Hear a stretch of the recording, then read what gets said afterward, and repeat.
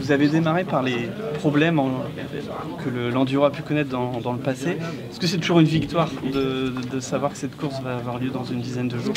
Oui, parce que cette course, elle était menacée du point de vue de l'environnement, elle était menacée du point de vue de la sécurité sur le parcours, parce qu'il y a eu des accidents graves de pilotes, elle était menacée par la sécurité également dans la ville qui d'ailleurs était très sale pendant 3 jours. Donc les nuages s'étaient accumulés sur l'enduro et nous avons voulu sauver cette épreuve. Et on l'a non seulement sauvé, mais le succès est aujourd'hui au rendez-vous, puisque c'est un succès populaire, on a de plus en plus de fréquentation, on bat chaque année des records. C'est un succès également sportif, puisque les pilotes sont là, toutes les courses sont pleines, elles se sont remplies en très très peu de temps, et on a des listes d'attente qui sont très très longues. Et puis du point de vue de la protection de l'environnement, on a eu un feu vert du parc marin et des autorités sans réserve cette année, donc c'est bien la preuve que l'enduro non seulement est sauvé, mais le succès est présent et on a posé les bases pour pouvoir l'organiser encore, j'espère, pendant très très longtemps. C'est le plus gros événement de la ville, on peut dire ça? C'est le plus gros événement sportif de France, puisqu'il n'y a pas d'équivalent. Les 24 heures du Mans, c'est 65 000, 70 000 spectateurs. Le Tour de France, c'est sur un mois, mais réunir plus de 500 000 spectateurs en 3 jours, il n'y a pas l'équivalent en France. Donc oui, c'est un événement majeur pour la ville du Touquet, pour le département du Pas-de-Calais qui est partenaire, pour la région maintenant qui est à nouveau partenaire. Mais c'est un événement qui a un rayonnement aujourd'hui non seulement national, mais aussi international. C'était 600 000 personnes l'année dernière. Cette année, vous visez plus encore? Et voilà, il y a beaucoup d'éléments qui jouent sur la fréquentation, notamment la météo, on le sait très bien, mais très franchement, si on reste entre 500 000 et 600 000 spectateurs, moi ça me va très bien. Le succès est là, mais surtout ce que l'on veut, c'est donner du plaisir aux habitants de la région, à ceux qui viennent maintenant de plus en plus nombreux, participer à cette grande et belle fête. Donc, l'objectif, c'est pas de battre des records de fréquentation, l'objectif, c'est de faire une belle fête, un bel événement qui soit réussi du point de vue sportif et populaire. Quand vous interrogez les habitants de la région des Hauts-de-France, sur les grands rendez-vous de l'année, vous citez le carnaval de Dunkerque, la braderie Lille et l'enduro du Touquet. C'est ce qui ressort à chaque fois des sondages. Donc ça fait partie des grandes fêtes sportives et populaires de la région et on est évidemment heureux et fiers d'accueillir ce grand rendez-vous au Touquet. Vous avez hésité à revenir au dimanche ou pas? L'année dernière, la course principale était le samedi. Il y avait, on a vu les avantages de la course le samedi, on a vu aussi les inconvénients, notamment évidemment pour ceux qui travaillent et qui ne pouvaient pas venir le samedi, les gênes également pour les communes voisines. Donc on a préféré revenir à la course le dimanche. C'est plus logique aussi parce que c'est une montée en puissance en fait. On commence par le vintage le vendredi et puis on a les courses de jeunes et le quaduro le samedi et puis la grande course mythique le dimanche. Donc cette montée en puissance justifiait qu'on revienne à la formule classique qui est celle du dimanche, même s'il y avait peut-être quelques avantages à mettre la course de moto le samedi, mais on aurait eu du coup un quaduro qui aurait eu de moins en moins de succès le dimanche. Donc non, aucun regret quant au fait qu'on soit revenu à la formule classique qui est permise aujourd'hui par les marais de la grande course dimanche. Le cas échéant, si vous aimeriez changer ou améliorer quelque chose à l'Enduropal, ça serait quoi selon vous pour les prochaines années? Écoutez, moi je pense qu'on est quand même déjà allé très très loin dans les améliorations que j'ai suggérées, mais on peut imaginer un Enduropal qui soit encore plus écologique.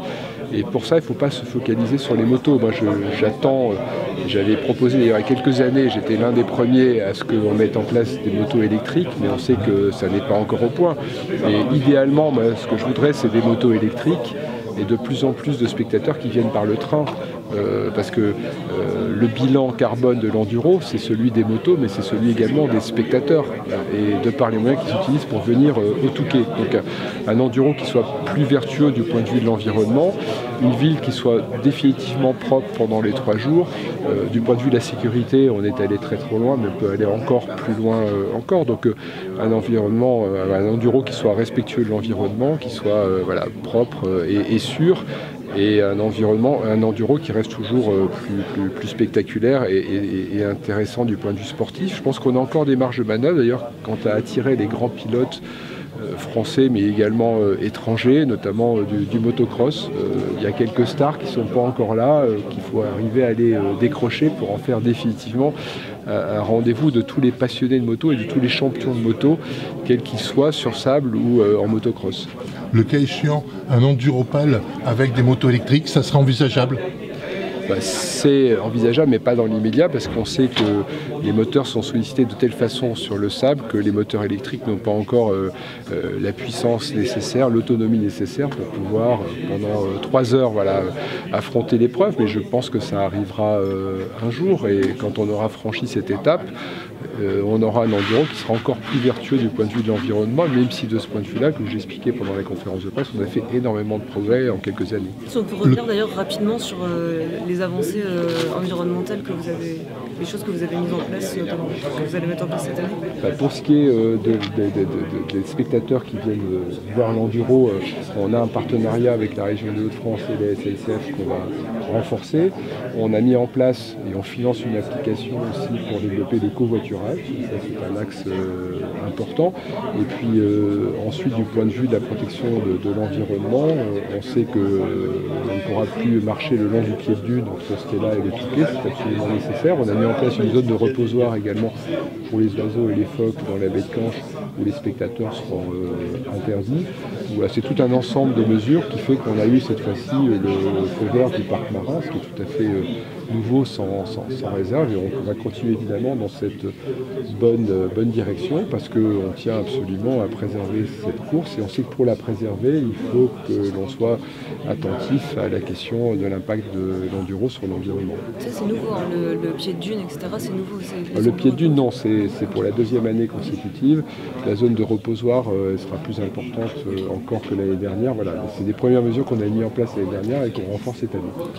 Vu le nombre de pilotes effectivement qui n'ont pas pu s'inscrire pour l'Enduropal cette année, est-ce qu'il serait possible, cas échéant, de faire une session professionnelle et une session amateur pour que plus de pilotes puissent venir à l'Enduropal?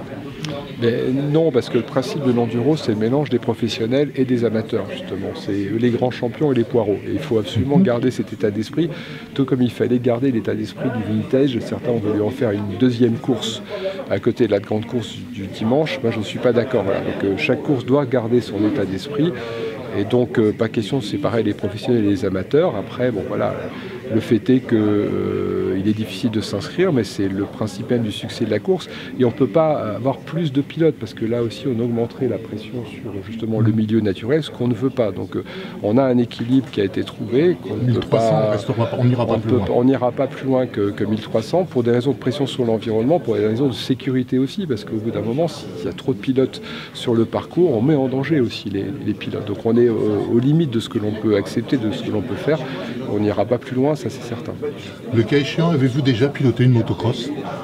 Est-ce que vous aimeriez, pourquoi pas, faire le parcours? Alors, j'ai à l'âge de 16 ans passé mon permis moto. À l'époque, on pouvait passer son permis moto, donc j'avais une 125 cm3 et j'allais avec mes copains à l'enduro. Vous voyez, pas tout à fait à la création de l'enduro, mais enfin dans les premières années de l'enduro, vous voyez, en 79-80, je venais ici quand j'étais lycéen avec mes amis assister au premier enduro.